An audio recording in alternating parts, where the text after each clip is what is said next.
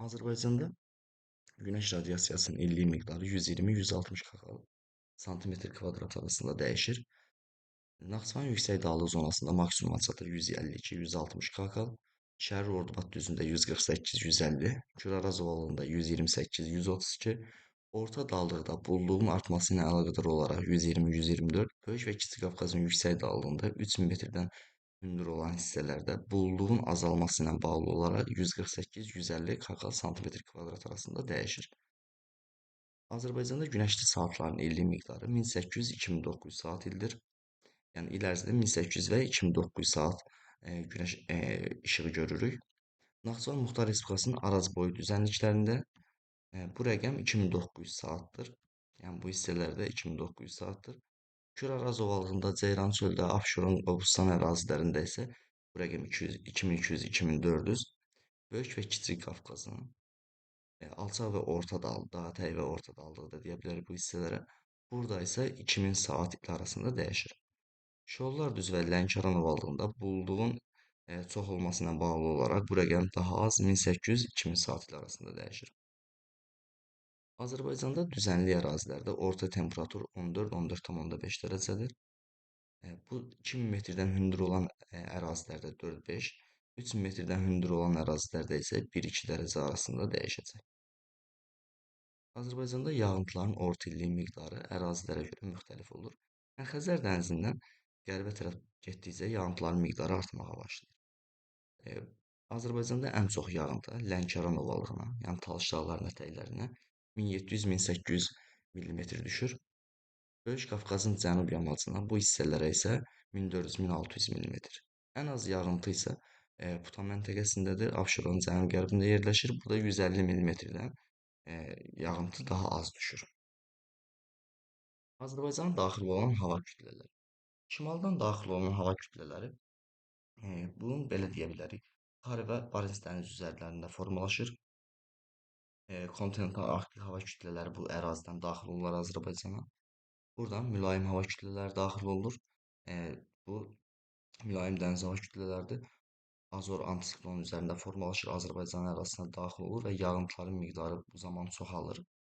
Aral dənizi və Kiçik Asiya üzərinə Azərbaycana daxil olan hava kütlələri cənub siklonlardır. Cənub siklonları da Azərbaycan ərazisinə daxil olduqda yağıntının miqdarını artırır. Bu hissədən isə 5 rəqəmi ilə göstərilmiş hissədən isə Mərkəzi Asiya hava kütlələri daxil olur. Xəzər dənizi üzərindən keçdiyinə görə nisbətən yumşalır burada hava. Şimali Afrika və Ərəbistan üzərindən isə Azərbaycana daxil olan hava kütlələri tropik hava kütlələridir. Bu da bildiyimiz kimi quraq iqlim şəraiti yaradır. Azərbaycan ərazisi iki iqlim qurşağı daxilində yerləşir. Subtropik, qismən mülayim iqlim qurşağındadır. Bu iqlim qurşaqları daxilində də iqlim tiplərinə bölünür. Bu iqlim tiplərinə yarım səhra və quru çöl, mülayim isti iqlim, soyuq və dağ tundra iqlim tipi aiddir. Yarım səhra və quru çöl iqlimi Azərbaycan ərazisinin 50%-dən çox hissəsini əhatə edir. İki tipə bölünür. Qışı mülayim keçən yarım səhra və quru çöl, əlbəttə ki, yayı isti və qurudur. Qışı mülayim keçən yarım səhra və quru çöl Azərbaycanın əsas hissəsini, bu bir rəqəmi ilə göstərilən ərazidir.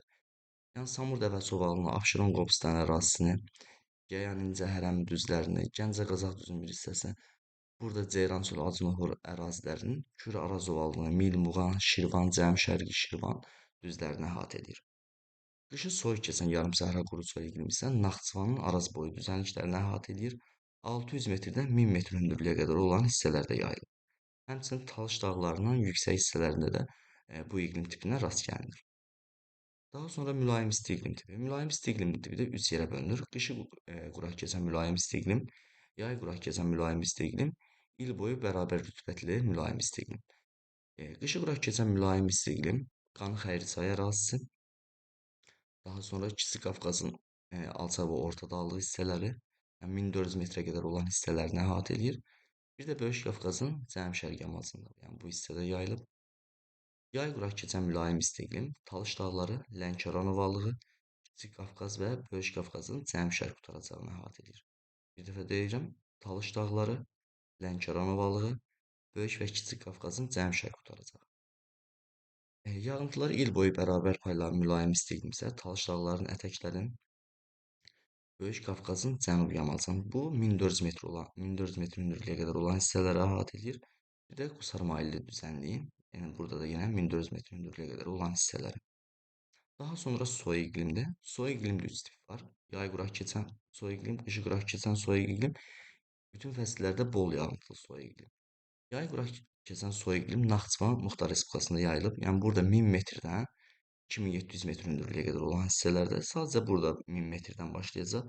Çünki 600 və 1000 metr aralığında burada qışı soyuq keçən yarımsəhra və quru çöl iqlimidir. Altı yazılan hissədə isə 1000 metrdən 2700 metr hündürlüyə qədər olan yerdə yay quraq keçən soyuq iqlimdir. Bu iqlim tipinə bir də Talış dağlarında rast gəlmək olur. Qışı quraq keçən yay quraq keçən soy iqlim bu hissəni əhatə. Qışı quraq keçən soy iqlim isə Kiçik Qafqaz və Böyük Qafqazda 1400-2700 metr hündür olan hissələri əhatə edir. Burada isə Böyük Qafqazda yan silsilənin ətrafını əhatə edəcək. Bütün fəsillərdə bol yağıntılı soyuq iqlim isə Böyük Qafqazın cənub yamacında rast gəlinir. 1400-2700 metr hündürlüklər arasındadır.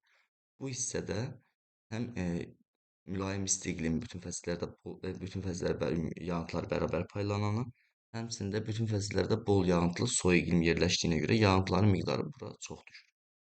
Daha sonra dağ tundra iqlimi. Dağ tundra iqlimi Azərbaycan ərazisində 2700-dən hündür olan hissələrdə yayılıb. Naxçıvan Muxtar Respublikasında Qarabağ vulkanik yaylısı Murovdağ silsiləsi ətrafı, Baş Qafqaz silsiləsi həmin ərazilərdə və ya yan silsiləni də burada deyə bilərik. Dağ tundra iqlim tipi yayılmışdır.